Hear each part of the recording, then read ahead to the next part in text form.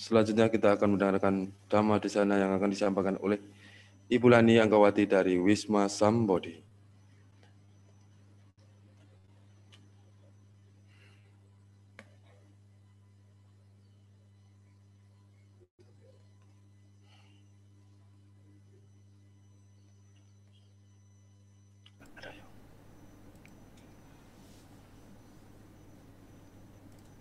Ya, selamat pagi Ibu Bapak Saudara-saudara yang harus bahagia karena 3 keberuntungan. Harus berbahagia karena beruntung terlahir sebagai manusia.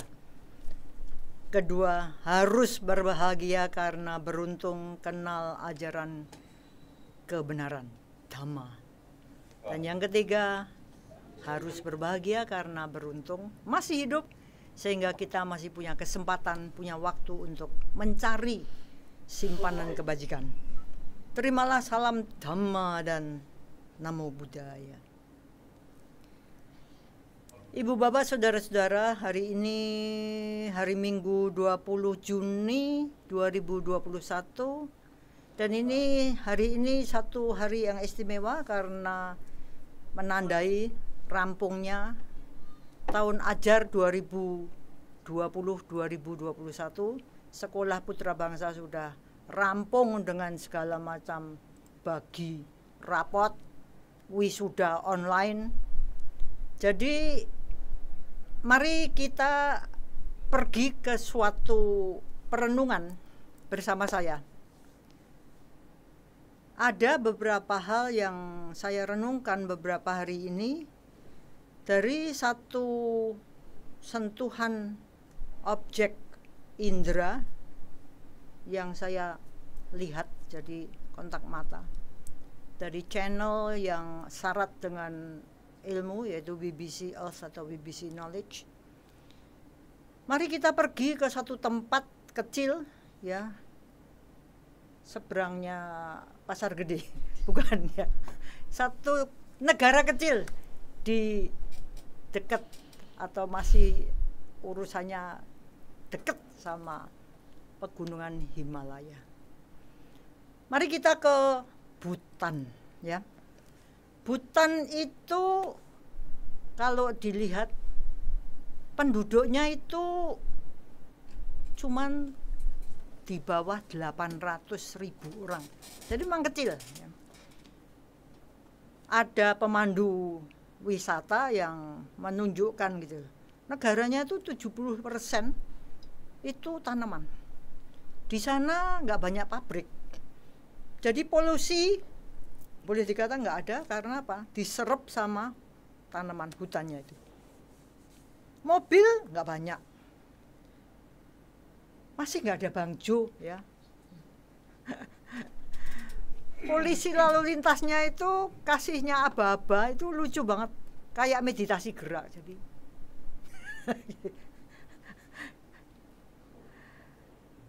pemimpin negara tidak pakai pasukan penjaga keamanan, mungkin berarti aman gitu ya.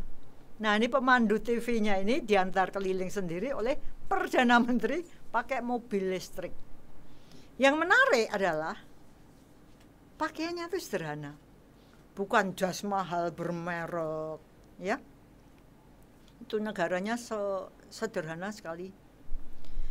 Dan pemirsa itu diajak ketemu sama satu orang yang hobinya, next please, kerjaannya itu nanam pohon, jadi membentuk hutan yang rimbun gitu.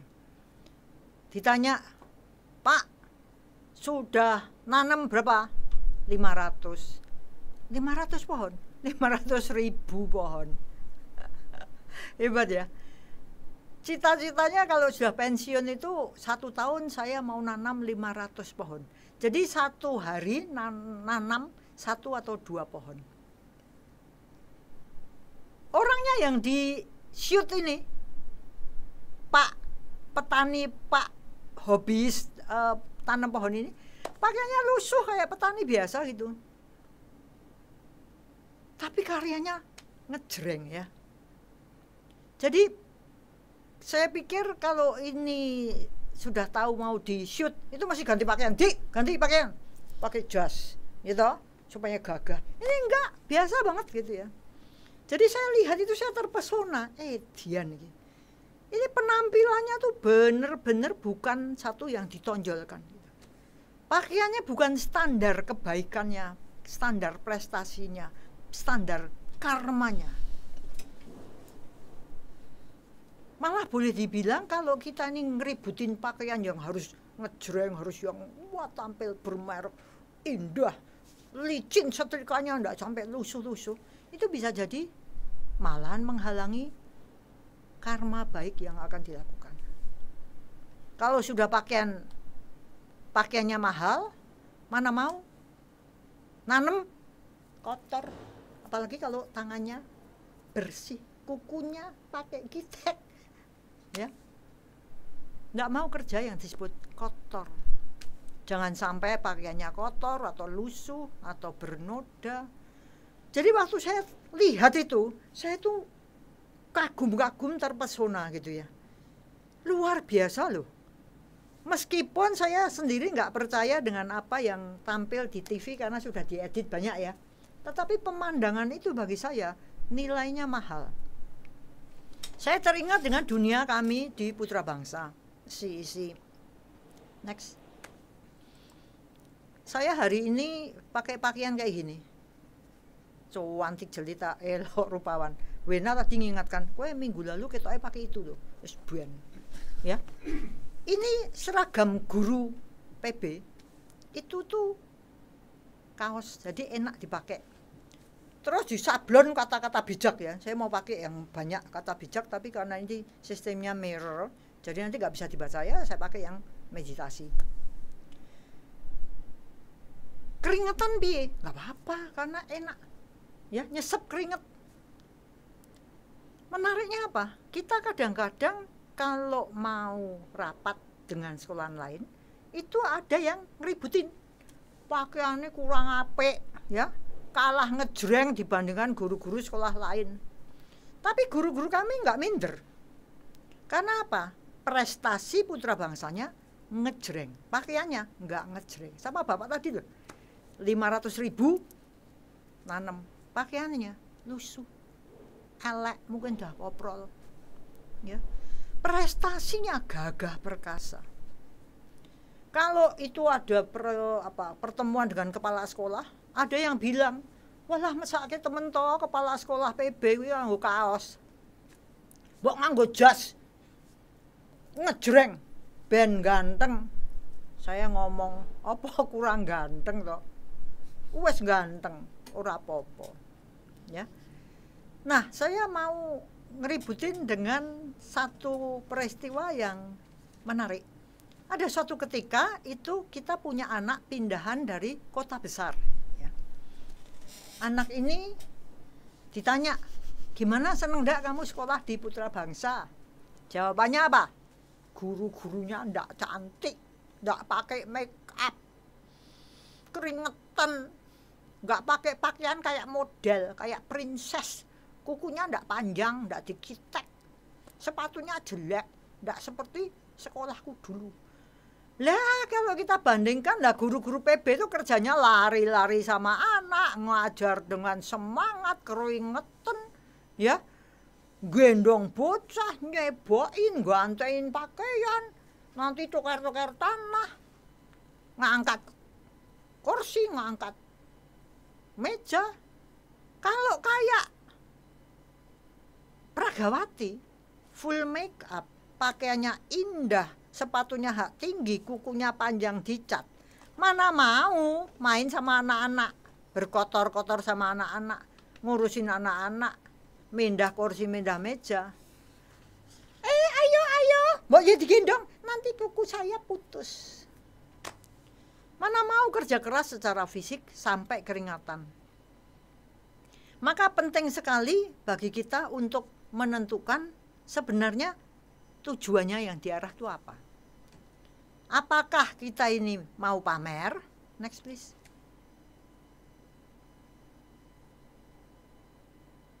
Oh itu sudah ya? Hah?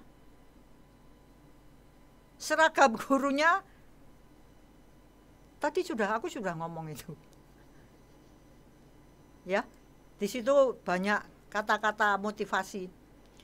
Tujuan yang diarah itu kualitas, performanya, prestasinya, bukan penampilan luarnya. Yang penting itu kualitasnya, performanya, prestasinya, bukan penampilannya.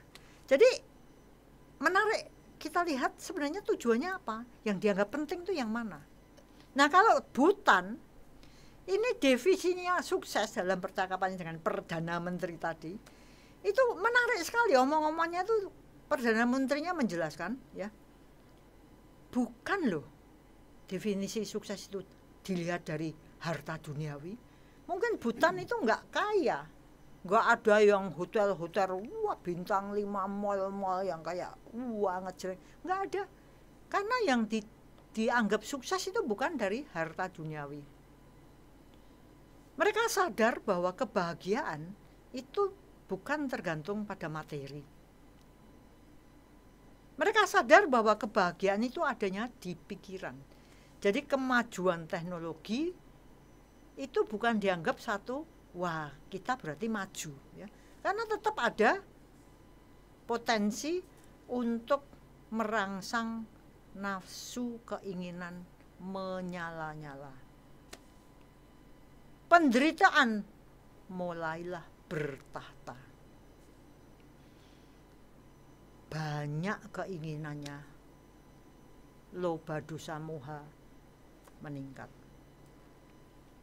Maka menarik sekali kalau ada negara yang pemimpinnya itu pola pikirnya Buddhis kayak gini, pola pikirnya Dhamma. Wah, itu memang ya gaya hidupnya, gaya pemerintahnya, gaya instruksi peraturannya amat berbeda. Di sini saya belajarnya, pola pikirnya itu benar-benar pola pikir yang mengarah pada hapusnya penderitaan. Coba kita lihat dengan gaya hidup kita sendiri. Kalau dilihat, next please. Sebenarnya orang punya nasibnya kayak apa, itu tergantung dari wataknya kayak apa. Wataknya kayak apa, itu tergantung dari kebiasaannya kayak apa. Kebiasaannya itu kayak apa, tergantung dari tindakan, ucapan, dan fisik kayak apa. Tindakan fisik dan ucapan seperti apa, itu tergantung dari pikirannya kayak apa. Dan pikirannya kayak apa, itu ditentukan oleh buah pikir. Ibu bapak saudara-saudara, kadang-kadang saya pikir kita ini salah kaprah memahami tentang pikiran. Jadi kalau saya ngomong bahwa pikiranku melayu kono melayu kini, apa benar gitu sih? Bayangan saya yang namanya pikiran itu kan indera, ya. Tolong dihapus. Jadi kalau yang namanya pikiran, ini kan indera, objeknya itu buah pikir. Nah, prosesnya ini kita sebut berpikir.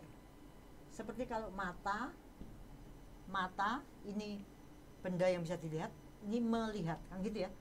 Pikiran, nah bedanya pikiran dengan indera yang lain adalah ini tuh abstrak. Mata, kuping ini kita bisa lihat loh. Suara datang, ini namanya mendengar, itu jelas gitu. Tapi bagaimana pikiran? Apakah pikiran itu bisa kita bayangkan gitu ya? Kadang saya mikir pikiran itu kayak kawah gitu ya. Kayak kawah. Kawah yang berapi-api, jadi banyak apanya? Magma. Pledok kalau kita lihat itu muncul ini bedok gitu ya. Dan pada magma ini kita bisa tambahkan sesuatu yang lain. Jadi ini punya kekuatan sendiri, tapi juga bisa kita tambahin sehingga muncul reaksi lain gitu. Jadi ruwet banget ya. Bisa juga saya bandingkan dengan komputer. Komputer itu pikirannya Terus yang kita lihat itu, softwarenya itu, yang kerja itu buah pikirnya. Nggak tahu bener apa enggak, saya nggak ngerti. Tapi bayangan saya itu kayak gitu. Jadi kalau pikiranku kacau, itu apa bener ya kalimat itu? Keadaan pikiranku kacau. Kalau pikirannya itu ya cuman kayak gitu doang. Tapi buah pikirnya kacau. Pemikirannya kacau.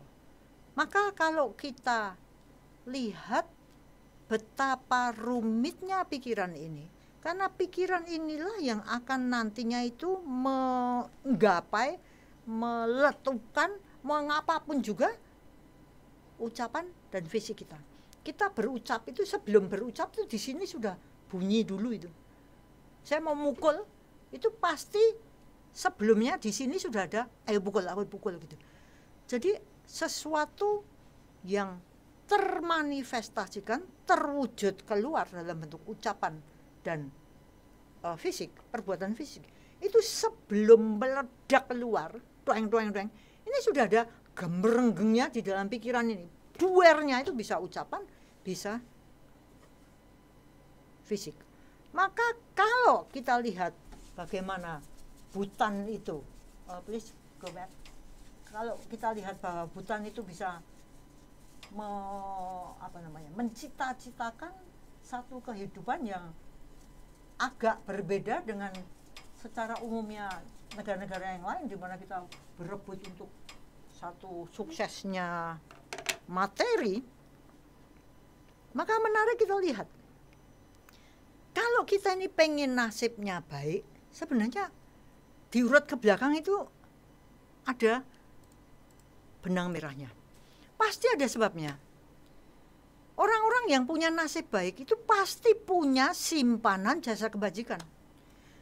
Orang yang nasibnya baik itu pasti punya koleksi, bukan koleksi Rolex ya, bukan koleksi pakaian bermerek ya, tapi dia punya koleksi jasa kebajikan. Dia punya koleksi karma baik. Dia pasti sudah banyak melakukan dan melatih ini loh, karma baik. Dan yang namanya karma itu selalu punya nilai. Nilainya ini tergantung dari seberapa toh keringat darah air mata yang kita curahkan untuk melakukan sesuatu.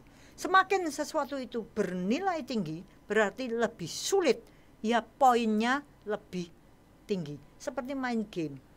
Untuk bisa karma kita itu poinnya tinggi, ya pasti ihunya itu ya lain dengan kalau cuman gini, poinnya lain.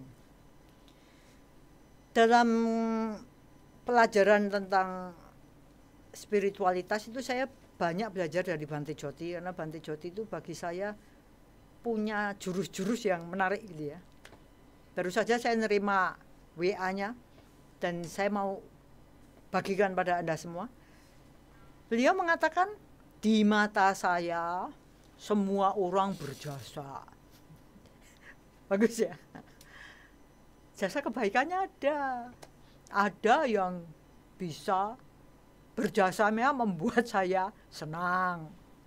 Ada yang berjasa membuat saya sabar. Artinya apa? Nganyelke kayak tadi aku kudu ajar sabar ya. Jadi kalau saya nganyelke itu berarti Anda punya kesempatan untuk belajar sabar gitu. Ada yang berjasa membuat saya kerja. Berarti apa? Saya dikasih tugas. Jadi kalau kita punya banyak tugas, berarti kita punya kesempatan untuk nandur karma baik ya. Asal kerjanya baik juga. Ada yang berjasa membuat saya menerima apa adanya. Kalau nggak bisa diapa-apain, ya bisa, terima saja. Seperti COVID ini, kita nggak bisa ngapa-ngapain, ya kita terima saja. Tapi kan ya nggak bener kalau kita nggak bisa ngapa-ngapa, wong kita bisa protokol kesehatan, kita bisa makan makanan sehat, kita bisa istirahat sehat cukup, kita bisa minum vitamin, kita bisa tidak kerumunan, kita bisa cuci tangan sering-sering. Banyak yang bisa dilakukan, tapi kita terpaksa harus menerima fakta bahwa kita ini dalam kondisi COVID. Kita terima apa adanya, lalu kita untuk membuat sesuatu Bagaimana caranya? Tidak banyak dukanya. Nah, memang apapun yang terjadi itu bisa kita jadikan ajang belajar. Kita bisa jadikannya menjadi arena bermain, main game ya, ngumpulkan poin, tapi bukan gamenya game 2 jari jempol, tapi gamenya berkarma baik. Kita bisa menggunakan apapun yang terjadi untuk belajar dan berkiprah dalam mengumpulkan poin-poin jasa kebajikan. Nah, akumulasi poin-poin jasa kebajikan ini yang akhirnya membawa kita pada satu kondisi kehidupan yang, loh aku kok bejo ya, loh aku kok banyak keberuntungannya ya, loh ini mujizat yang tak alami ini, wih aku bejone tenanan ya. Hal-hal aku beruntung dan hoki dan semuanya baik itu karena kita punya poin-poin kebaikan, bukan datang begitu saja. Maka kalau ini tadi kita dengarkan podcast Deddy Corbuzier mengundang itu yang Gojek dan Tokopedia, itu mengatakan di dunia sekarang ini kesempatan terbuka lebar banget dengan internet. Kesempatannya terbuka lebar, sama semua, kesempatannya sama semua. Tetap aja ada yang sial, ada yang beruntung, ada yang sukses, ada yang gagal. Dari mana bedanya? Kumpulan jasa kebajikannya tidak sama. Ini tidak bisa diirikan. Ya, yang bisa kita lakukan adalah belajar untuk terus memperbaiki diri, memperbaiki pikiran, gimana caranya supaya kebaikanlah yang bertahta. Jadi jangan heran kalau hidup kita ini baik. Nah, kadang-kadang saya juga heran kok ada orang yang heran kalau dia tuh banyak hokinya. Nah, inilah yang akan di-sharingkan oleh teman kita Siska. Ayo Sis. Hari Sabtu 20 Maret 2021, saya mengikuti seminar Ciklan untuk mahasiswa Buddhis dari berbagai universitas. Mendengarkan Ciklan berbicara selalu mampu mengingatkan saya untuk belajar sesuatu yang baru. Di situ saya mendengar sharing salah satu ex-murid Ciklan yang telah jadi doktor dan sekarang menjabat sebagai kepala jurusan di UGM. Beliau menceritakan masalah-masalah hidupnya ketika masih mahasiswa. Kesulitan-kesulitan yang dihadapi itu ternyata justru bisa menjadikan beliau lebih kuat dan lebih bijaksana. Sharing tersebut mungkin disengaja karena tema seminarnya tentang bagaimana mengatasi kesulitan dan permasalahan hidup khususnya di masa pandemi ini. Apalagi ada mahasiswa yang bunuh diri.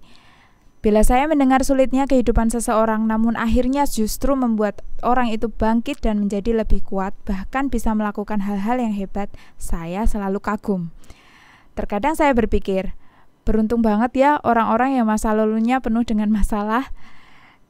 Lah mereka bisa lebih hebat justru karena masalah-masalah berat yang menimpa. Kenapa saya bisa berpikir begitu? Karena saya merasa hidup saya selama ini baik-baik saja, mudah-mudah saja, biasa-biasa saja, tidak ada kesulitan yang berarti. Dari zaman sekolah dulu sampai sekarang, saya malahan sering jadi tempat curhat orang-orang yang punya banyak masalah. Bahkan saya pernah berkata pada teman saya, sepertinya aku tidak pernah punya penderitaan yang berat sekali yang bikin aku putus asa. Saya jadi mikir, apakah karena aku selalu berhasil mengatasinya? Sombong sekali ya. Atau apakah karena aku tidak bisa mengidentifikasinya sebagai masalah? Sepertinya alasan ini lebih akurat. Nah, seminar Ciklan juga menceritakan tentang pengalaman masa lalunya yang penuh penderitaan. Diputarlah video cuplikan film dokumenter Breaking the Silence. Di situ ditunjukkan bagaimana Ciklan melalui saat-saat yang sulit dalam hidupnya.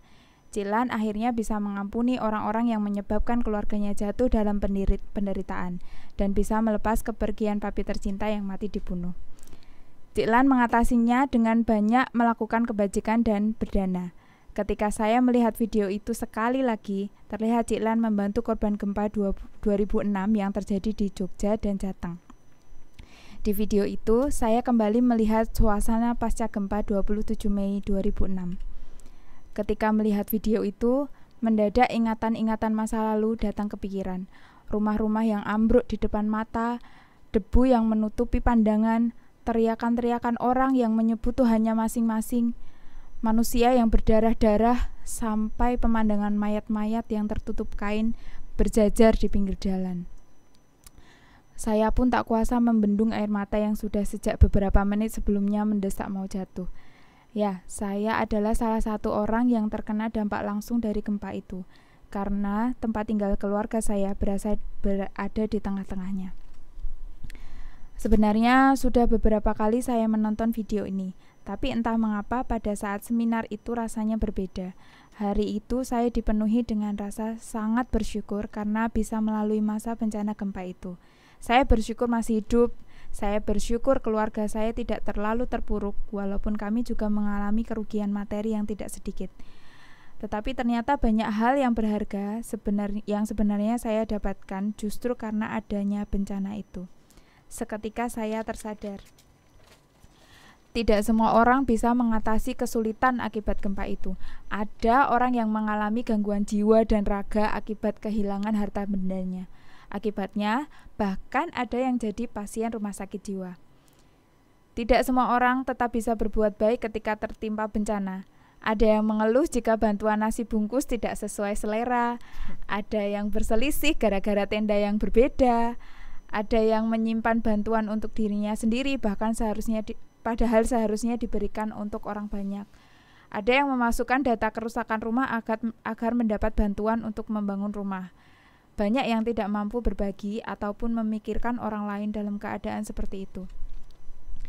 Cik Lan pernah bilang, meditasi bisa membuat kita bisa memahami sesuatu, bisa lebih pintar. Dalam hal ini saya mengalaminya. Dulu saya jarang memaknai segala sesuatu yang saya lakukan. Perbuatan-perbuatan yang saya lakukan, baik ataupun buruk, sepertinya berlalu begitu saja. Setelah berbuat baik, saya dulu hanya merasa senang saja tanpa memaknainya. Kini saya belajar memaknai setiap perbuatan baik yang kita lakukan, tidak mengecilkan nilai perbuatan baik kita, karena sekecil apapun nilainya tetap baik. Mungkin karena belajar meditasi dan mendengarkan Dhamma, saya jadi makin bisa mengenal diri dan mengapresiasi diri sendiri. Ternyata itu bukannya sombong, itu adalah cara saya untuk agar terbiasa berbuat baik di masa depan. Saya dulu baru menyadari kebaikan saya kalau sudah dipuji orang, dan setelah dipuji pun masih rendah. Sekarang sedikit demi sedikit saya bisa memuji diri sendiri dan tidak haus pujian dari orang lain. Selain itu, saya juga makin bisa menyadari apabila saya sedang atau telah melakukan kesalahan. Saya jadi bisa memaknainya juga, walaupun kadang-kadang masih telat. Ya, agak lebih pintar sedikit lah. Ini merendah atau menyombong ya? Ada salah satu hal yang saya ingat dari nasihat Cik Lan. Kita tuh harusnya nggak bisa sombong ataupun minder. Wong sebenarnya nggak ada yang bisa disombongin atau diminderin. Saya berpikir benar juga ya. Minder ternyata nggak ada gunanya. Sombong juga ora kanggo gawe, kata Cik Lan. Kalau pas sedang baik ya tidak perlu mengharap pujian, tidak sombong. Kalau pas sedang salah ya akui saja dan perbaiki, tidak perlu mutung. Nah, dua hal ini masih harus selalu saya ingat-ingat biar tidak kilaf. Kembali ke cerita tahun 2006. Sekarang saya menyadari bahwa di 2006 itu saya sudah melakukan banyak kebaikan yang besar bobot nilainya. Saya bisa menerima, tidak mengeluh walaupun harus tidur tanpa listrik di tenda seadanya. Saya tidak menuntut ke orang tua rumah saya cepat-cepat diperbaiki karena selama berbulan-bulan rumah kami cuma beratap terpal. Saya tidak ikut-ikutan menyembunyikan bantuan untuk diri sendiri. Saya tidak memalsukan data korban bencana agar mendapat bantuan lebih, meskipun saya menjadi petugas posko bantuan. Yang lebih membuat saya lebih mengapresiasi diri adalah saat itu saya menjadi sukarelawan. Berkat ajakan ibu saya ikut mengajar anak-anak di kampung saya yang notabene keadaannya justru lebih buruk daripada masa pandemi COVID sekarang, karena lebih dari sebulan kami tidak sekolah.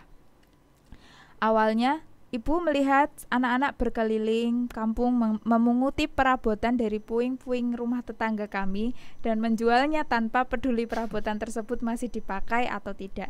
Ibu lalu mengajak saya, "No, ayo mbok cah-cah cilik kae dikumpulke, diajak sinau, ben padha ora njupuki barang-barang." Begitu kata ibu saya yang masih saya ingat. Ibu mengajak saya untuk mengumpulkan dan mengajar anak-anak supaya mereka tidak mengambil barang-barang yang mungkin masih digunakan pemiliknya. Karena waktu itu saya masih anak sekolahan, terjadilah padaku seperti kehendak ibu. Lalu ibu dan saya mulai bekerja. Yang kecil-kecil kami bacakan cerita, ajak nyanyi-nyanyi, biar agak lupa kalau sedang jadi korban gempa. Yang sudah besar kami ajak kumpul untuk menggambar, mengulang pelajaran sekolah, atau bermain permainan sederhana. Anak-anak pun senang, saya dan ibu lebih senang. Tapi rupanya ada yang tidak suka atas sukacita kami. Baru 3 kali kami berada dalam surga sukacita, salah satu warga yang cukup berpengaruh meminta ibu untuk menghentikan kegiatan itu. Alasannya, para orang tua takut kami akan mempengaruhi anak-anak untuk belajar sesuatu yang tidak sesuai dengan agama mereka. Memang kami berbeda agama dengan mereka sih. Alasan itu sebenarnya tidak bisa kami terima, karena kami benar-benar tidak berpikir untuk mengajak mereka murtad. Tapi ya sudah, sementara kegiatan itu kami hentikan. Ibu saya rupanya masih ingin mengusahakan sesuatu. Jadilah ibu berbicara kepada orang berpengaruh lain yang kira-kira berpikiran sama. Berhasil, kegiatan kumpul bocah diadakan lagi. Tapi kali ini pindah tempat. Jadilah kami berkumpul di tenda besar warna hijau bantuan dari TNI. Awalnya hanya 10-20 anak. Lama-lama jadi 50, lalu jadi 200-an anak yang entah datang dari kampung mana saja.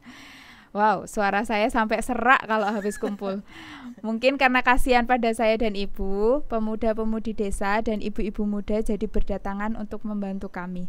Kegiatannya pun jadi makin bervariasi. Semesta pun makin menunjukkan dukungannya kepada kami. Waktu kami kumpul, ada relawan dari Yayasan World Vision Indonesia yang datang melihat. Mereka yang butuh ladang kebajikan senang sekali menemukan kami. Kami pun segera bersinergi. Banyak sekali bantuan barang dan dana dari World Vision yang bisa disalurkan kepada lebih dari 200 anak. World Vision pun juga memberikan pendampingan selama kami berkegiatan. Terima kasih World Vision Indonesia. Keberuntungan kami belum habis. Datang lagi satu malaikat, relawan dari YU, Yakum Emergency Unit. Yakum Emergency Unit pun banyak membantu kami dalam pendampingan anak. Mereka mengutus beberapa relawan untuk mengajar langsung dan memberikan trauma healing tidak hanya bagi anak-anak, tetapi juga semua warga desa, dan memberikan pelatihan-pelatihan keterampilan bagi warga, termasuk bikin jamu. Yang paling berkesan adalah mengizinkan saya ikut pelatihan pendampingan anak-anak selama beberapa hari. Walaupun saya masih tergolong anak-anak dan belum punya KTP. Pengalaman yang luar biasa. Para relawan YU inilah yang menginspirasi saya untuk menjadi guru. Terima kasih Yakum Emergency Unit. Saya pernah mendengar Cilan bahwa segala sesuatu yang terjadi sebenarnya bukan baik atau buruk. Kita saja yang suka melabelinya dengan baik atau buruk. Karena sebenarnya yang kita anggap buruk bisa jadi membawa kita pada kebaikan, dan yang kita anggap baik bisa jadi membawa kita dalam kemalangan. Good or bad, who knows? Karena sadar bahwa saya tidak benar-benar tahu, saya diingatkan untuk tidak terlalu marah, sedih atau membenci sesuatu yang kita anggap sebagai musibah, dan tidak terlalu meluapkan kegembiraan ataupun terlalu mengingini sesuatu yang kita anggap berkah. Satu lagi yang saya pelajari dari peristiwa-peristiwa yang saya alami, di Parita yang selalu kami baca setiap selesai meditasi, ada kalimat berbunyi, memiliki timbunan kebajikan di masa lampau dan membimbing diri dengan benar, itulah berkah utama. Setiap orang memang harus membuat karma perlindungan sendiri-sendiri. Kata-kata aku membuat perlindungan sehabis kami meditasi bersama memiliki makna mendalam bagi saya. Banyak karma perlindungan yang telah saya lakukan. Kalau ingat peristiwa tentang menjadi sukarelawan itu. Beberapa tahun kemudian, saya bahkan berkesempatan menanam karma baik yang besar bobot nilainya, menjadi sukarelawan di daerah Gunung Kidul, yang cukup jauh dari Prambanan, desa saya. Pada suatu hari, turun hujan deras dalam perjalanan saya mengajar. Saya naik motor dengan bekal alat pembelajaran yang saya bungkus baik-baik dalam plastik. Lokasi yang berada di dataran tinggi membuat motor saya sulit melaju karena jalanan yang tidak beraspal menjadi licin. Air hujan turun mengalir sepanjang jalan. Pandangan tak bisa jauh karena air hujan lebat sekali. Saya berhenti dan berpikir, aduh, hujannya besar-besar dan luar biasa deras. Motor tuaku tidak bisa naik karena jalanan licin dan mendaki. Mungkin tidak ada anak yang datang untuk belajar. Percuma aku lanjut. Mending aku pulang aja. Pergumulan yang cukup seru. Lanjut, pulang. Tetapi akhirnya kebaikan yang menang. Setelah hampir setengah jam saya menunggu hujan agak reda, akhirnya saya melaju pelan mendaki dengan motor tua saya. Hati-hati pokoknya. Untung alat pembelajaran saya terlindung baik di dalam plastik. Jadi tidak ada yang basah. Cuma saya aja yang basah meski sudah pakai jas hujan. Di lokasi saya terhenyak. Disambut dengan amat meriah, amat sangat hangat oleh hampir semua anak yang sabar menunggu kedatangan saya. Rupanya mereka yakin bahwa Mbak Siska pasti akan datang, hujan atau tidak hujan. Saya menghela nafas panjang, mengumbar senyum dengan rasa syukur. Untung saya memilih lanjut. Beberapa anak saya rangkul, ayo nak, semua masuk, kita belajar. Sekarang saya tahu bahwa saya telah melewati masa-masa sulit saya dengan baik. Saya telah banyak melakukan hal-hal yang baik di masa lalu. Keberuntungan yang saya peroleh sekarang ini pasti berkat kebajikan yang saya timbun di masa lalu. Artinya, kalau saya mau beruntung di masa depan, saya harus menimbun kebajikan di masa sekarang. Dan karena kebaikan saya telah banyak berbuah, saya harus menanam banyak karma baik baru, biar tidak tekor. Semoga saya bisa terus memaknai setiap hal yang saya lakukan. Dan semoga saya bisa terus berjuang untuk membimbing diri dengan benar. May all beings be happy. May the best come to us all. Demikianlah teman kita yang agak grogi ya karena emosinya ikut bermain. Ayo Bu Susan. Iya, monggo. terima kasih Bu Lani. Selamat pagi Bapak Ibu sekalian. Terima kasih Mrs. K yang sudah sharing yang kedua kali ya. Saya kira Mrs. K itu menanam karma baik lagi hari ini. Karena kita semua bisa belajar dari Mrs. K. Nah Pak Adi bisa mulai dari PPT saya di slide judul. Ya, Bapak Ibu sekalian, saya sengaja memilih judul ini Jalan Mulia. Yang saya artikan itu mengembangkan nilai-nilai luhur, ya. Jadi nilai-nilai mulia. Kalau minggu lalu saya memberikan contoh dari kehidupan The Buddha, Siddhartha Gautama, yang menyatakan bahwa jalan yang dipilih oleh beliau itu adalah jalan yang tinggi. Ya, kalau kita tidak mau mengatakan tertinggi, mungkin masih ada jalan yang tertinggi. Maka hari ini itu kayaknya nyambung sekali dengan minggu lalu.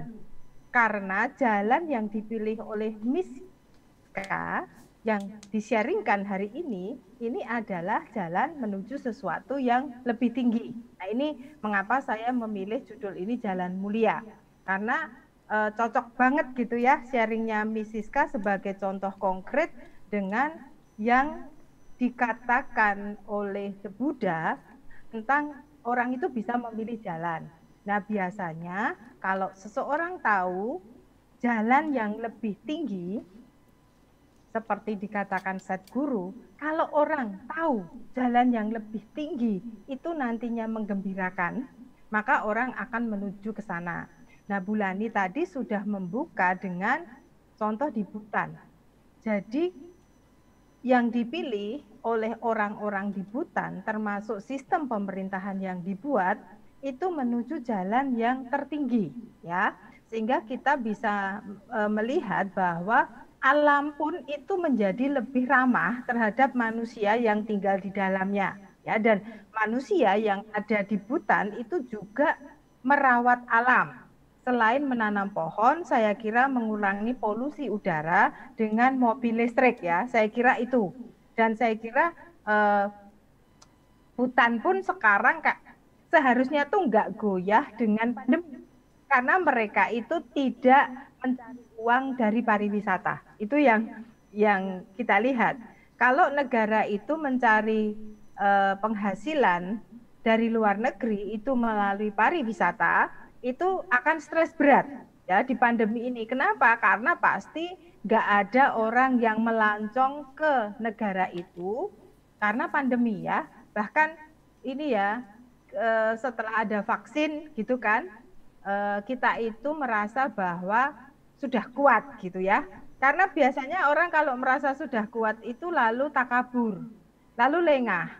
Nah, padahal virus COVID-19 ini ya lebih pintar daripada manusia gitu. Sekarang itu mengalami mutasi, ya, terutama di negara-negara tertentu. Dan vaksin yang sudah disuntikkan ke kita ataupun cara mendeteksi virus di dalam tubuh kita, teknologi yang diciptakan itu mungkin tidak bisa mengcover mutasi dari virus ini gitu, ya. Jadi kayaknya virusnya itu ya pinter banget, wah manusia ini mau menghalangi hidup saya gitu kan. Mereka juga rapat mungkin, ya, rapat sama virus gitu, ya. Lalu mereka mengatakan yuk kita sekarang harus punya pertahanan diri yang lebih kuat. Kalau manusia punya vaksin, kita juga harus meningkatkan kalibrasi kita. Nah, ini nampaknya yang Juli ini nantinya itu sudah direncanakan tatap muka, ya. Kalau di universitas itu Agustus sudah direncanakan tatap muka. Nah, ini kita perlu lihat kembali dengan naiknya kasus COVID yang sekarang ini semakin meningkat. Nah, ini bisa jadi salah virusnya, bisa jadi salah kita yang sok-sok gaya sudah vaksin itu lalu merasa imun, ya. Nah, padahal orang yang divaksin itu memang imunitasnya meningkat, tetapi bukan berarti tidak bisa terinfeksi. Nah, ini mungkin yang dilupakan oleh kita semua, bahwa kita ini merasa nggak bisa terinfeksi. Mungkin yang mendapat vaksin, kalau terinfeksi sudah ada tamengnya, tetapi dia kan menularkan ke orang yang belum vaksin. Nah, padahal yang belum vaksin ini kan masih banyak dibandingkan yang sudah vaksin. Nah, ini kadang-kadang keegoisan kita itu membuat selain diri kita sengsara, itu juga penderitaan pada umat manusia. Nah, ini saya berterima kasih hari Jumat, ya, itu Bulani mengirimkan saya update informasi tentang gagah perkasanya virus COVID-19 gitu. Jadi saya berterima kasih karena membuat saya menjadi lebih waspada. Nah, tentang jalan mulia, Pak Adi bisa ke slide berikutnya. Di psikologi itu Abraham Maslow sebetulnya punya teori ini, ya. Hanya teorinya Maslow itu biasanya dipotong di ini sampai ke kebutuhan aktualisasi diri, ya. Jadi biasanya dipotong di situ. Nah, celakanya lagi hierarki kebutuhan Maslow, teori ini lebih tenar di industri organisasi, di perusahaan. Ya, ini celaka. Mengapa saya mengatakan celaka? Karena dalam mengelola sumber daya manusia, disarankan menggunakan kebutuhan-kebutuhan ini untuk memotivasi manusia. Nah, ini kan celaka, ya. Jadi misal nih, supaya karyawan kita itu punya motivasi kerja yang tinggi gitu ya, dimotivasi pakai sesuatu yang sifatnya fisik. Nah, ini kan celaka. Kita beri iming-iming, ya kan? Sesuatu yang sifatnya fisik. Ya, misalnya contohnya aja kalau ingin memotivasi orang, yang penting itu sekarang diberi makanan. Jadi iming-imingnya itu makanan gitu, bukan sesuatu yang lebih tinggi. Nah, kalau ternyata karyawan kita itu dengan makanan sudah puas, artinya kita nggak bisa ngiming-imingin lagi mereka dengan makanan gitu ya. Nggak bisa mengiming-imingin mereka dengan kebutuhan mendasar manusia. Nah, ini para HRD ini ya, Human Resource Development ini, diajarin naik ke tingkat berikutnya. Yuk kita iming-imingin ini safety needs-nya ya. Jadi kebutuhan rasa aman ya. Misal, lalu kita mengatakan, oh dana pensiunmu. Nah ini kan, ini mulai iming-imingnya tuh material lagi. Nah sehingga sebetulnya kalau kita lihat di perusahaan-perusahaan, maka saya mengatakan Miss Siska beruntung loh di tempatnya Bu Lani ya dan Bu Wena, beruntung di tempat perusahaan yang tidak mengkalibrasi loba dosa moha gitu ya di kebutuhan-kebutuhan di bawahnya. Nah, sehingga sebetulnya hal yang lain lagi ya kalau kita di perusahaan biasa, contohnya misalnya ke esteem itu ya, ke harga diri. Perusahaan itu bisa mengatakan begini loh, sekolah kita lebih keren. Lihat seragam yang dipakai. Tadi kan Bu Lani sudah nyebut itu toh. Lihat gurunya cantik-cantik, gurunya cakep-cakep pakai jas gitu kan. Pakai high heel ya kan. Nah, saya nggak bayangin Pak Adi pakai jas dan high heel, ini mungkin lebih menarik gitu kan. Nah, kerungkep betul. Jadi ini menurut saya kalau sebuah perusahaan itu mengangkatnya di esteem, di harga diri, nah ini nanti tentu SDM yang ada di situ itu akan memperbesar loba dosanya masing-masing. Nah itu belum persoalan yang lain. Misal, kalau kamu di tempat kita misalnya, nanti saya beri support, ya saya beri subsidi, motornya harus ganti. Nggak boleh ada motor jelek di sini, misal ya. Nanti kami beri tunjangan lipstik. Wah, itu untuk esteem loh ya, bukan untuk pengajaran. Nanti kami beri tunjangan, belilah baju yang bermerek. Jadi kalau jadi guru di sini nggak boleh beli yang di pasar Bringharjo, di pasar Gede, pasar Senen, mau pasar manapun nggak boleh. Jangan khawatir, nanti saya subsidi. Nah, lalu juga misalnya nanti kami beri subsidi perumahan, kita akan menciptakan perumahan elit. Nah, sehingga SDM ini akan setia gitu ya. Tetapi dimotivasinya itu pakai loba dosa moha. Nah, ini yang menurut saya sering dipangkasnya teori Abraham Maslow itu sampai di aktualisasi diri. Nah, memang sebetulnya Maslow itu mengatakan sebetulnya di aktualisasi diri itu sudah menuju ke growth, motivation ya. Jadi pertumbuhan diri. Tetapi saya masih mengatakan kalau kita masih di kebutuhan aktualisasi diri itu masih ata gitu. Kita itu masih berhenti di ego. Kita itu masih berhenti di akunya. Memang akan menuju ke anata, tapi belum. Maka saya lebih senang ke transendennya bukan mulai dari aktualisasi diri, tetapi Maslow tidak salah bahwa ketika orang sudah sampai pada menghargai diri sendiri, dia siap landing ya untuk menuju growth. Siap landing itu artinya nek nggak bener nggak akan take off ya, nggak akan take off. Ya, jadi dia sudah landing di landasan yang betul. Landingnya itu di landasan saya menghargai diri, tapi belum tentu bisa take off ya. Landingnya itu berhenti di situ ya. Nah ini kan celaka. Wah kita sudah merasa wah seperti Maslow, aktualisasi diri growth, Tapi sebetulnya kita belum menuju ke yang lebih tinggi. Nah, landing berhenti. Nah, ini celaka ini Bu, nggak punya bahan bakar, nggak punya amunisi, berhenti di aktualisasi diri, atanya besar, meskipun tidak sengeri kalau masih di bawah-bawahnya. Nah, oleh karena itu saya senang dengan sharingnya Mrs. K. Karena menurut saya Mrs. K itu men-sharingkan pergerakan dirinya menuju ke yang lebih tinggi. Kalau kita lihat dari teorinya Maslow, Mrs. K itu ingin menuju ke anata. Wah ini Bu, ini mengagumkan ya. Mrs. K ingin menuju yang transcendence. Mrs. K ingin menuju ke jalan mulia. Nah, untungnya Mrs. K ini punya amunisi banyak Bu. Sebelum ke Putra Bangsa, ibunya ini adalah bahan bakar yang perlu diapresiasi ya.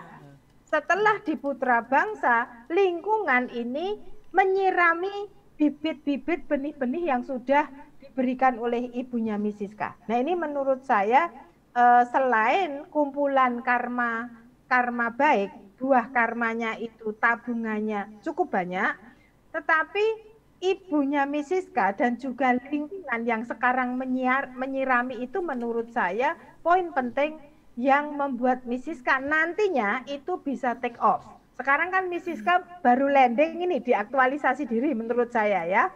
Nanti kalau ini tidak disirami, mungkin Mrs. K nggak akan bisa take off ya. Maka saya senang Mrs. K mau menyirami dirinya sendiri, menanam buah karma baik untuk diri sendiri sehingga nanti bisa take off. Nah, Pak Adi, kalau kita ke slide berikutnya, kita bisa melihat ya, ketika seseorang itu dimotivasi oleh kebutuhan yang syarat dengan loba dosa moha, gitu, itu pasti reaktif. Ya, jadi kalau ada segala sesuatu tidak dipikirkan lebih dulu, gitu kan, tetapi ya merespon apa yang diberikan oleh lingkungan. Nah, contoh proaktif tadi itu ibunya Mrs. K, ini bagus sekali. Dilarang mengajar karena mungkin dikira memberikan indoktrinasi, brainwashing, ingin menggeret ke agama tertentu, tapi ibunya ini berjuang datang ke orang-orang yang punya power. Itu kan ke TNI juga ya, ibunya Mrs. K, lalu mempengaruhi gitu. Kami itu sebetulnya tidak ingin memindah agama, mempengaruhi orang, tetapi ini loh, daripada anak-anak itu punya mentalitas mencuri, ini kan sebetulnya apa yang menggerakkan ibunya Mrs. K itu kan melihat anak-anak itu ambil barang-barang rumah tangga, entah punya siapa, mereka nggak peduli, malah tidak dikumpulkan untuk masak bareng gitu ya, tidak juga diberikan ke warga yang membutuhkan, tetapi anak-anak ini menjual gitu kan. Nah, ibunya Mrs. K ini kan prihatin nih sebetulnya gitu kan. Lalu ibunya Mrs. K itu proaktif mengajak anaknya. Wah, ini hebatnya ibunya Mrs. K itu melibatkan Mrs. K untuk proaktif, tidak diam. Padahal Mrs. K itu kan masih muda ya, masih sekolah. Jadi apa, Miss SMA atau SMA. Saya enggak SMA kelas 1. SMA kelas 1 itu baru SMP loh ya, baru kelas 3. Ini hebat nih ibunya Mrs. K ini bagaimana menggerakkan Mrs. K. Nah, sehingga Mrs. K tadi di dalam sharingnya juga hebat Bu. Sudah menanam kebajikan itu, sudah mulai ke motivasi pertumbuhan. Meskipun belum paham saat itu Mrs. K, kalau sebetulnya sudah ke sana. Contoh ya, Mrs. K tadi kan mengatakan tidak ikut-ikutan memanipulasi data. Nggak ikut-ikutan mengambil jatahnya orang. Tapi Mrs. K itu justru memberikan sesuatu pada lingkungan. Entah di area waktu terjadi bencana alam, gempa bumi, ataupun ketika Mrs. K ke Gunung Kidul, itu kan berarti Mrs. K memberikan sesuatu pada lingkungan. Itu artinya sebetulnya Mrs. K sudah mulai menuju ke pertumbuhan itu ketika Mrs. K itu pada usia yang masih muda ya. Dan saya sangat kagum dengan ibunya Mrs. K yang menggeret Miss Siska itu nggak ke Lobadu Samoha. Nah ini nanti Miss Siska boleh peluk-peluk cipika-cipiki ibunya gitu ya. Karena menurut saya ibunya ini adalah ibu yang sangat istimewa ya. Lalu memang Miss Siska itu masih ada ketakutan, kecemasan, kekhawatiran ya. Saya kira Miss Siska sekarang masih punya. Tetapi yang saya lihat Miss Siska kan begini. Kok kayaknya hidup saya itu adem ayem, ya toh? Jangan-jangan saya sombong ya, atau saya itu memang tipikal orang yang berhasil mengatasi kesulitan hidup. Nah, saya kok memilih Miss Siska itu berhasil mengatasi kesulitan hidup ya, sehingga di sini sebetulnya meskipun Miss Siska punya ketakutan dan kecemasan, Miss Siska itu punya semangat, nah, werya, itu yang dikatakan Bulani. Orang yang punya werya itu nggak akan melempem ketika ada kesulitan, ya toh kalau kita kerupuk gitu tuh ada hujan, wah mati kita. Kerupuk itu harus disingkirkan supaya tidak melempem kalau kehujanan. Nah, lalu beli Tupperware ya Bu, itu kan untuk menyimpan kerupuk Tupperware itu sebetulnya. Iklannya kan anti melempem gitu kan. Nah tetapi saya kira Miss Siska bukan kerupuk gitu ya, meskipun punya ketakutan dan kekhawatiran, Miss Siska itu punya semangat untuk berhasil mengatasi hidup. Nah, lalu Miss Siska juga sejak muda itu tidak berminat memanfaatkan orang lain, ya. Miss Siska punya minat melayani orang lain. Coba kalau Miss Siska itu dasarnya jelek, ibunya baik, kayak apapun Miss Siska nggak akan nurut ibunya kok, itu saya yakin. Ya sana mami kan yang pengen, kok anaknya yang disuruh bersusah payah, itu saya yakin jawaban Miss Siska kan begitu, ya. Lalu cobaan kedua adalah Gunung Kidul. Wah ini kalau Miss Siska itu tidak berniat melayani orang lain, alasan no bisa pulang, ya toh. Hujan itu rahmat buat Miss Siska, karena bisa alasan pulang, gitu kan. Tapi kan Miss Siska itu kebetulan malaikatnya itu baik, katanya tadi ada setan dan malaikat, ya kan. Sehingga Miss Siska milih untuk tetap berangkat. Nah, persoalan interaksi, saya tidak tahu apakah Miss Siska masih punya persoalan ini. Misalnya kalau dikomentari orang masih galau, ini saya nggak tahu ya. Tapi paling enggak Miss Siska itu mulai melihat bahwa persoalan itu pada diri sendiri. Itu artinya Miss Siska sudah mulai bergeser. Tadi ya kata-kata Bulani, minder itu wong bodoh, sombong itu ya bodoh gitu kan. Artinya minder dan sombong itu adalah persoalannya ada di diri sendiri, bukan komentar orang. Nah, Miss Siska mulai melihat itu artinya Miss Siska mulai bergeser untuk melihat persoalan itu bukan di orang lain, tetapi di diri sendiri. Ya. Nah, Miss Siska ini juga saya lihat tidak penuh moha. Kalau masih moha, ya mungkin, ya toh Bu. Kalau saya bilang, Siska sudah tidak moha, wah itu nanti mohanya besar, gitu kan? Maka mungkin tidak penuh moha, tetapi mohanya masih ada. Tapi ciri-ciri Miss Siska adalah mengembangkan aspirasi.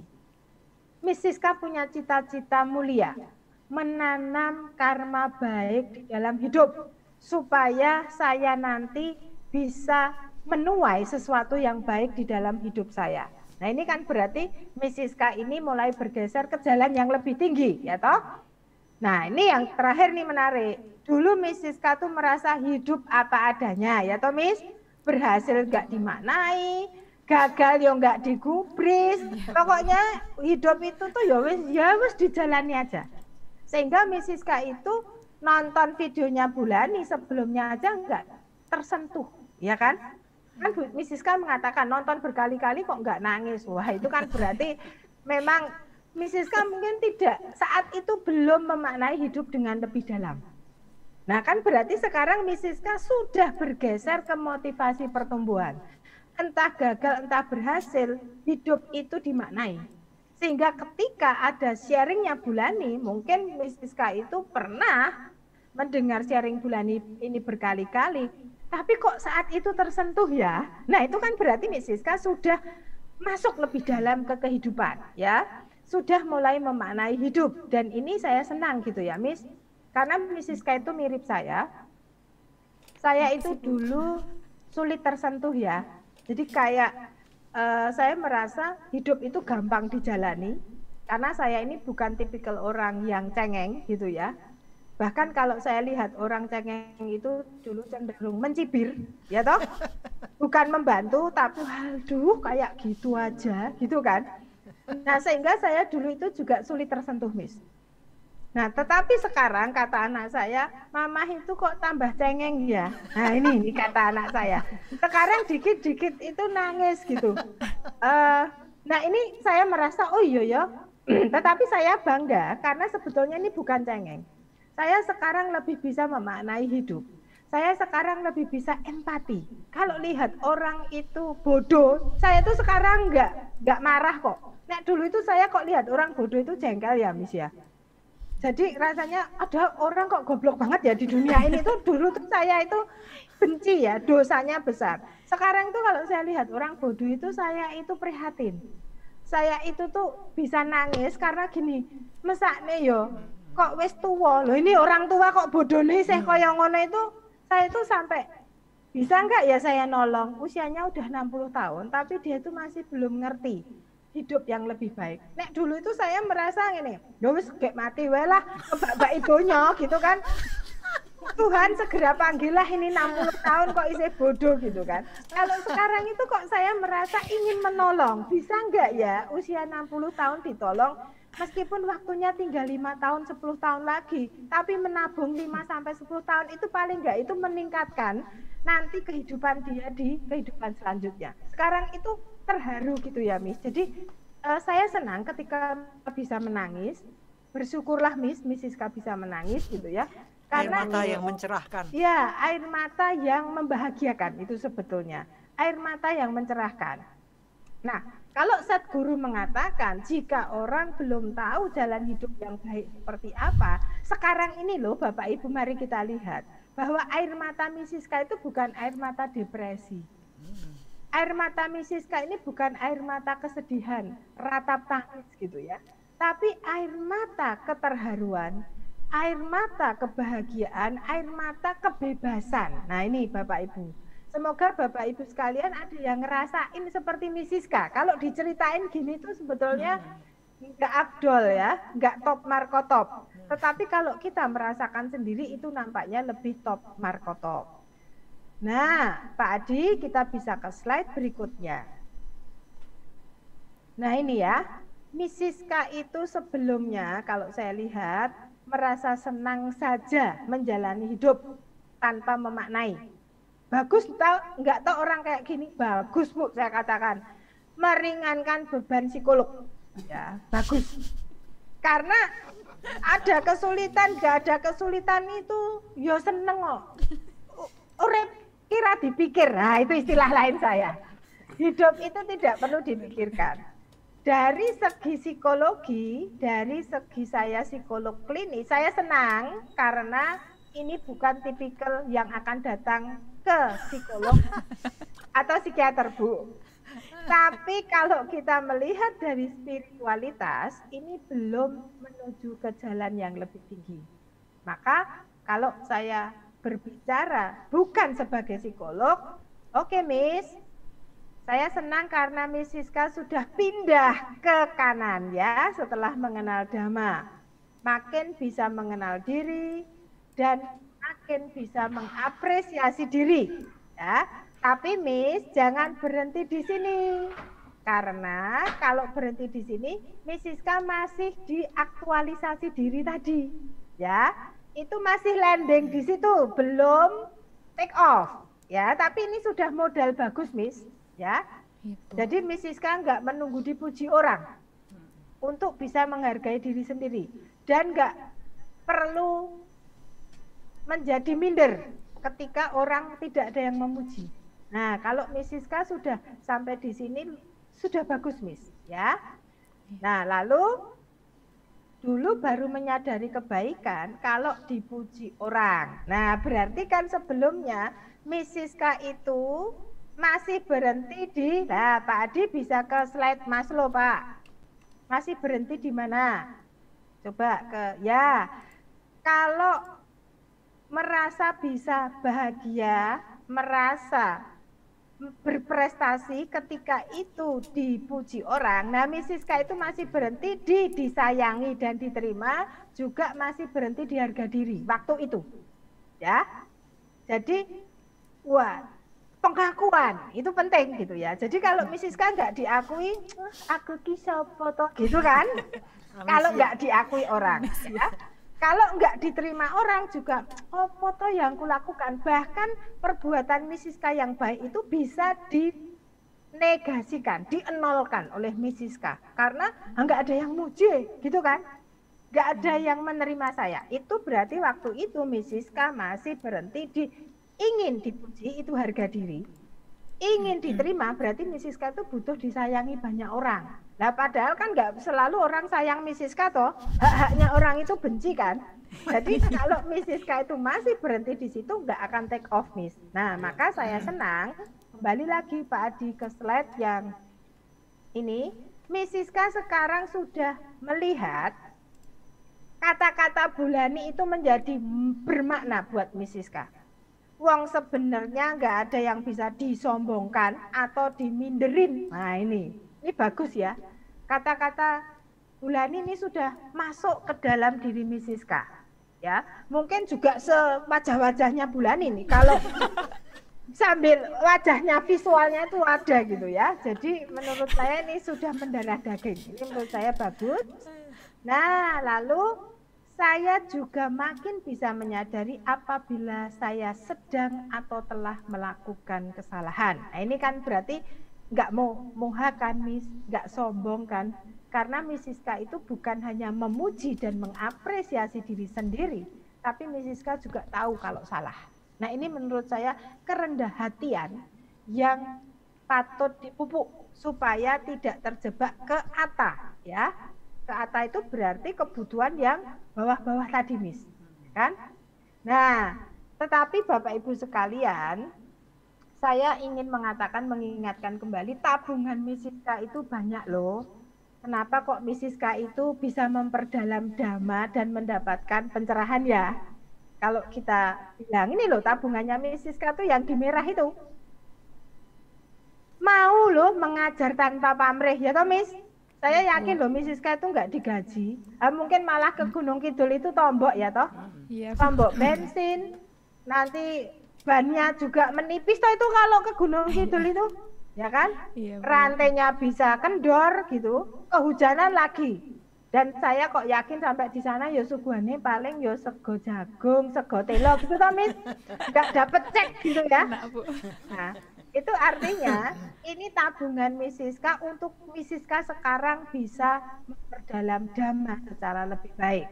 Ya, lalu Mrs. K waktu itu juga bisa ikut ibunya untuk tidak peduli pendapat orang lain. Mau dikatakan brainwashing gitu, Mrs. K nggak peduli. Padahal anak SMA tuh biasanya langsung mengkeret ya kalau ada orang yang bilang gitu. Tapi ibunya ini memang hebat. Lalu Mrs. K waktu itu tidak ikut jual piranti rumah tangga ya toh Miss? Mrs. K tidak ikut itu, tidak berebut jatah, membantu dengan sukarela. Dan Mrs. K waktu itu bisa menginspirasi justru Yakum ya dan World Vision itu untuk mendidik anak-anak, mengembangkan program untuk anak-anak supaya anak-anak ini tidak melakukan karma buruk. Ya toh ini kalau anak-anak nggak ada yang membimbing, ratusan anak ya Miss. Mrs. K dari 15, dari 10 sampai 200 anak ini hebat loh. Mungkin itu kalau dilanjutkan bisa lebih banyak anak. Sehingga sebetulnya Mrs. K saat itu menyelamatkan anak-anak ini dari karma buruk. Ini yang menurut saya tabungan ibunya Mrs. K dan tabungan karma baik Mrs. K itu cukup besar. Sehingga Mrs. K itu bisa masuk ke pencerahan ketika belajar dhamma, dan itu momennya pandemi ya. Memang pandemi ini berkat kok buat Mrs. K ya. Manfaat rahmat buat Mrs. K itu besar sekali.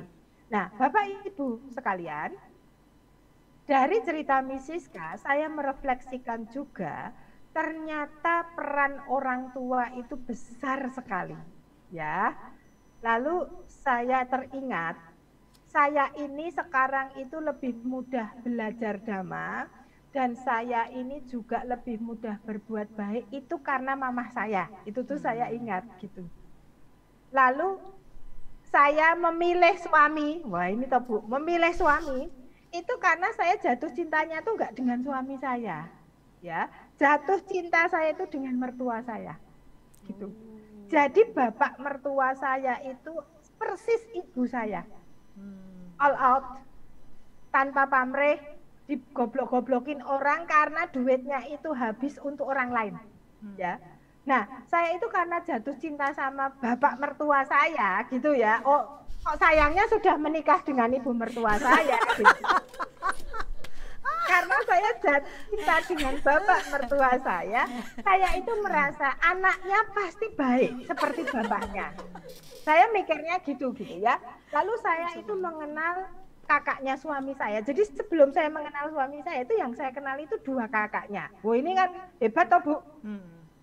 Saya itu mengenal kakaknya yang sulung.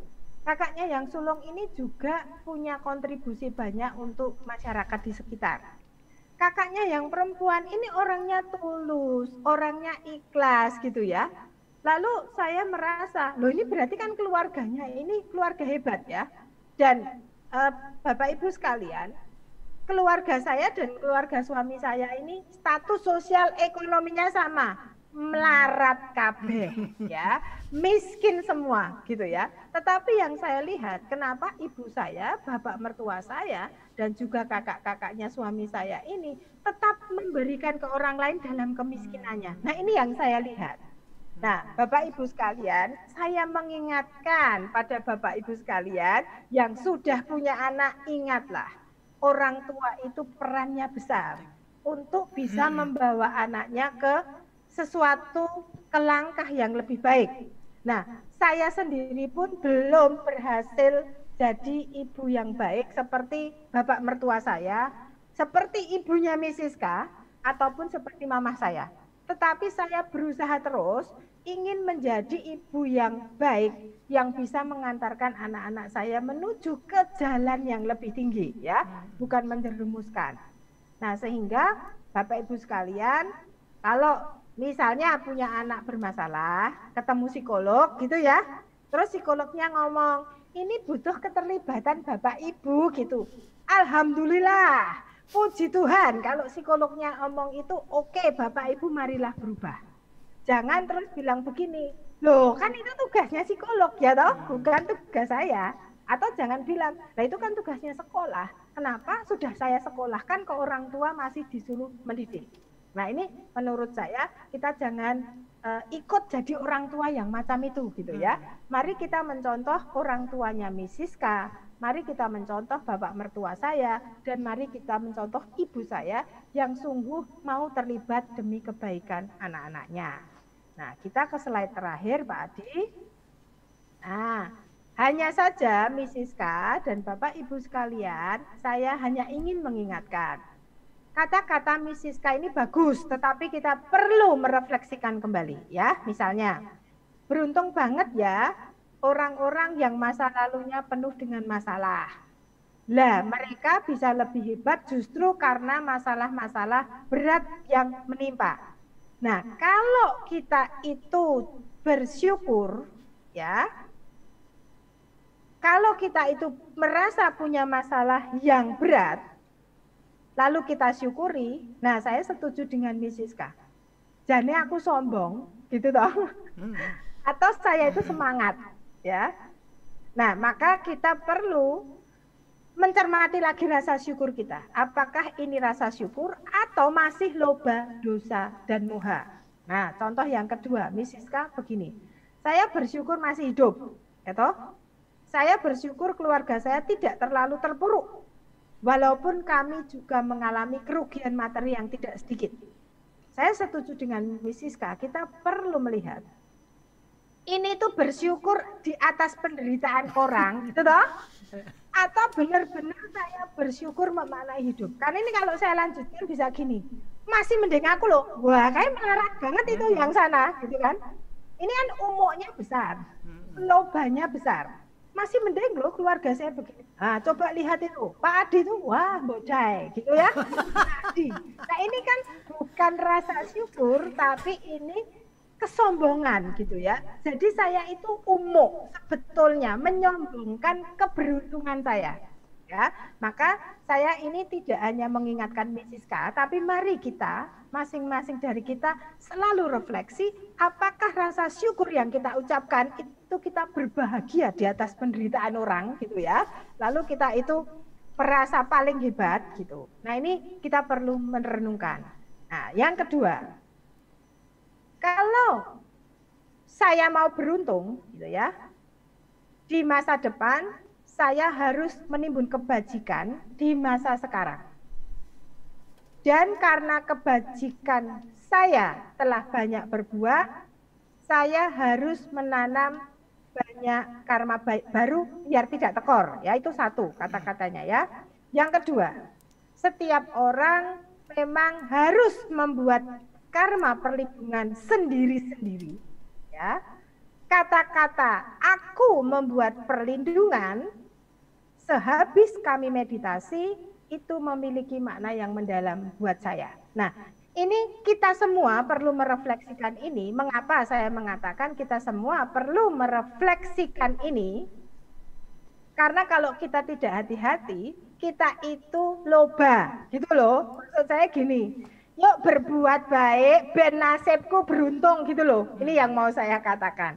Jadi bukan berbuat baik itu untuk kebaikan diri sendiri dan sesama manusia, tetapi terjebaknya adalah saya itu ingin selamat di dalam hidup saya gitu ya. Jadi maksud saya bolehlah kita punya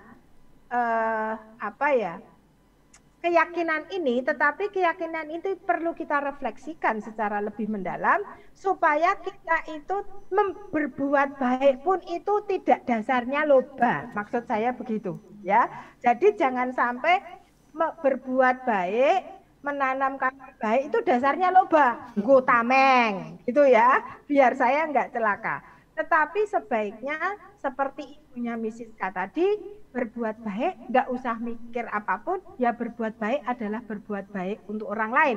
Bahwa bonusnya itu adalah untuk tameng diri sendiri, bonusnya itu saya menjadi hidupnya lebih baik, bonusnya saya nanti itu bisa naik tingkat, itu adalah bonus yang tidak perlu saya besar-besarkan untuk menyemangati. Yang penting yang perlu saya semangati dalam diri saya adalah saya berbuat baik, berpikiran baik, berkata-kata baik, berperilaku baik untuk menuju jalan yang lebih tinggi. Saya ingin membuat dunia ini lebih baik untuk hidup saya dan untuk semua makhluk hidup yang ada di dunia ini. Dan saya berbuat baik supaya saya dan semua makhluk berbahagia. Nah, mungkin itu Mrs. K dan Bulani. Terima kasih atas sharing Mrs. K yang bisa mengantar kita menuju hidup yang lebih baik, jalan yang lebih tinggi, dan semoga saya, Mrs. K, dan kita semua bisa berbuat baik untuk kebahagiaan alam semesta dan semoga semua makhluk berbahagia. Terima kasih Bu Susan. Ibu Bapak, saudara-saudara, ada satu perenungan yang sudah diberikan Bu Susan untuk kita sebagai PR kita. Mari kita beranjak dari ata yang gini ya, pelan-pelan kita menuju anata yang membebaskan. Semoga pencerahan selalu ada dalam perjuangan kita. Sadu, Sadu, sadu, sadu.